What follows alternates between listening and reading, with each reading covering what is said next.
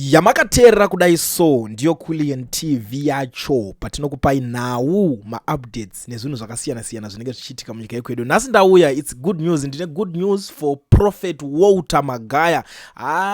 Tikungoti it's not that easy kuti zvinhu zvizosvika pazvave apa iko zvinezvika. Unenge wambobva kure. Saka kana uri munhu wekuyadha andizive maslogan enyu ekuyadha, unogona kungondidzidzisawo timboitawo anditi cause nhasi is a special day and zuva iri ndozviziva kuti vanhu vese vekuyadha manga makarimirira mese. But regedzai titangire kwazvakatangira kusvika kwazvave nhasi, kubva titangire kwazvakaningirina. Saka nyatsoita stage zvako, make sure kuti wagara walaika kuti nyaya yacho uzoinzwa yese kuti tisvike patiri nhasi panapa. Prophet Walter Magaya timboenda kune mascandals avo. I think it's very important for you guys to know zvinhu zvaProphet Walter Magaya. Prophet Walter Magaya mascandals avo akati one day, to be very honest with you, pane yekutanga kunowa kwavakatangira anova iwo ma-rape allegations. Vakatombofesa 5 counts muna 2016 nyaya dzema-rape allegations idzi. Kukatomboouya umwe musikana weku-MSU achitaura kuti zvoni akarepirwa kuMount Pleasant and vakamuoffer $200 mari yekuti aite sei azongonoitawo imwe yakasiyana-siyana. Kukauyawo kamwe kamwana kane 17 years kakati kakamitiswa naProphet Walter Magaya mushure mekunge vakaadopta kukatora kubva kune vabereki vake. Tobva tava pama-fraud charges tichibva paneningirikini tabva kuna 2016 pama-fraud charges. Magaya nemukadzi wake ndopa vari kubatanidzirwa pa 13 counts. So they allegedly used their companies Planet Africa and Yada Connect to deceive congregants into paying for land and they did not own, including a farm belonging to former Reserve Bank Gideon Gono. The Magayas claim to have acquired land for residential stands, farming and beekeeping projects, but instead used the fund for other purposes. Iyo makaiziva yekuti vakangono haya famu kuna Dr. Gideon Gono ndobva vanoningirikina. Iyo is another thing.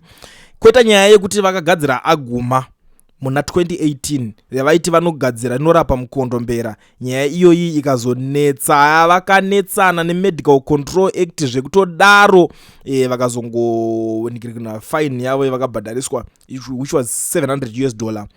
Tobva tauya pane imwe yavainingirikina futi panyaya yemari. Aishakomana nyaya dzema-anointing idzi nechinchi zvese zvakaningirikina, but vakazonzi vangaifesa lawsuit about 23 million lawsuit yavainingirikina nayo. Saka homelink yakazoperera payakanoperera iyi. Tirikungota tichingosqueeza panhu pacho kuenda pama-qualifications scandal apapa. Muna January mune imwe yakambobuda futi Magaya achinzi ane zvima-UNISA diploma zvefake izvi zvainzi ndezvekunyeba. And the other issue ndeyeku yema-O levels pachinzi O level hapanaka, but vaida kuti mukuru weZIFA zvakazoramba zvikangodai so. But kufa kwemurume wakomanaka kubuda ura, unenge uchizama. Munhu murume anoita zvakawandisa and this thing is very normal. It's just that uyu azongoitawo munhu wekuti anenge achizonzi man of God. Saka vanhu havazo expect zvinhu izvozvo because vanhu vekuZimbabwe they are not ready to separate munhu nekuzomuti man of God. Because vanhu vati man of God vanofunga kuti pamwe munhu kamwari kadiki kana kuti ichii handichatsoziva. Because ndakambonzwa umwe achitaura achiti isusu tiri ana mwari vadiki. Ndikamubvunza a very simple question ndikati saka kana muri vana mwari vadiki munonge muchishandisa gym diki here kana kuti gym hombe pakuti muri kuzviti muri ana mwari mudiki ka muri kuzviti muri magods whatever. Zviti ana small god. Ndikati munoshandisa gym diki here kana kuti muhombe. Hapana uzopindurwa answer yeganingirina. Right. Prophet Walter Magaya vakakurira vari muCatholic family, vakaningirikina vakakurira muchitungwiza. Spiritual father wavo that's TB Joshua ndiye vakaningirina spiritual calling. Ministry yavo yakatanga muna 2012 and yakatanga ine vanhu about 45 people ikazokura kuzoenda pana January yanga yatone vanhu 500 zvichitoenda zvakadaro. Ndokuroora namukadzi wavo I think munomuziva mai Magaya mese you all know here. Right. I think apa tapfura nepo pesa apa. Prophet Walter Magaya, I think tasvika pane nyaya izvesvo vari mukati. Yes, I know kuti this is the moment you all have been waiting for, kuti tinyatsonzwisisa kuti zviri kuitika zvapapi pana Prophet Magaya panapa. Ndo pandada kuti ndiite sendionesane nemi. Prophet Walter Magaya was born on November 6, 1983 in Mondoro Nkezi.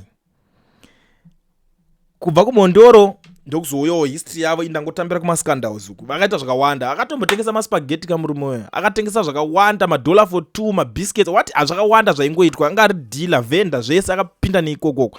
But idzodzo dzingoriwo nyaya dzese dzekuti dzinenge dzakangoitika kune munhu. Saka sekutaura kwendazviita kuti Prophet Walter Magaya vakazvarwa musi wa 6 November ndo dera nhasi vari mukati, meaning he is celebrating his birthday vari kurimand. Saka tiri kuti it's a big day for him. Isusu semaZimbabweans we celebrate life always.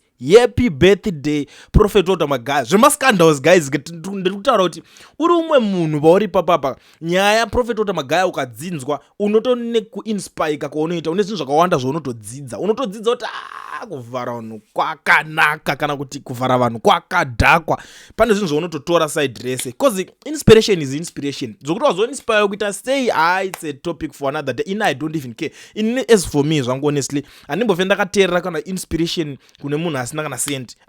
Handitomboti zvitorina nekuti udzwe inspiration nemazimbabva mazichinjera vanenge vachiita zveya ndinokopa zvakanaka.